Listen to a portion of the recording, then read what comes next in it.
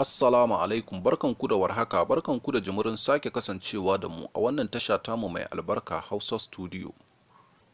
A yau ne aka samu wani faifan bidiyo gami da hotuna na tsohuwar jarumar nan ta masana'antar Kannywood mai ritaya wadda aka fi sani da Zainab Indomie. Wannan hotuna dai da jakadiyar tonon asiri ce da ta sake su a shafukanta na Instagram da kuma Twitter. Mai sauraro ka yi ƙoƙari ka danna mana alamar liking da kuma subscribe domin ƙara mana ƙwarin gwiwar kawo muku sababbin shirye-shirye.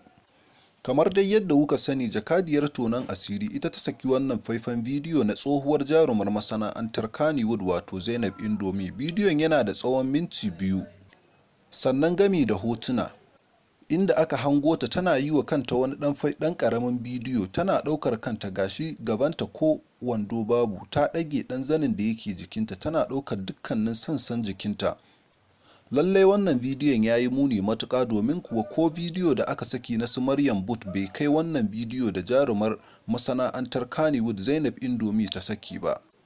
Mun samu nasarar mallakar wannan faifan bidiyo na jaruma Zainab Indomie. Mai sauraro, domin ganewa idanka ka yi ƙoƙari kai mana comment da nambar wayanka domin mu sa ka a cikin WhatsApp group ɗinmu inda muke sakin irin wannan bidiyo domin ya zame wa mutane shaidar gani da ido akan abubuwan da jaruman masana'antar Kannywood suke aikatawa.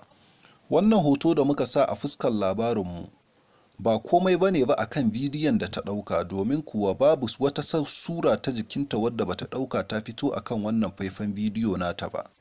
Abun mamakin shine ba fa wani yake mata wannan bidiyo ba, ita ce take ɗaukar kanta da kanta, tana kan kujera a zaune. Wannan shine babban abin da ya tayar mana da hankali.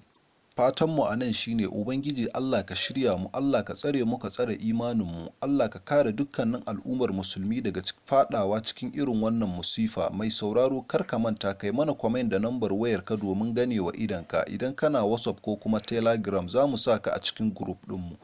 Kar ka manta kana tare da tashar Hausa Studio, ka yi ƙoƙari ka danna mana alamar liking da kuma subscribe domin ƙara mana ƙwarin gwiwar kawo muku sababbin shirye-shirye. Mun gode.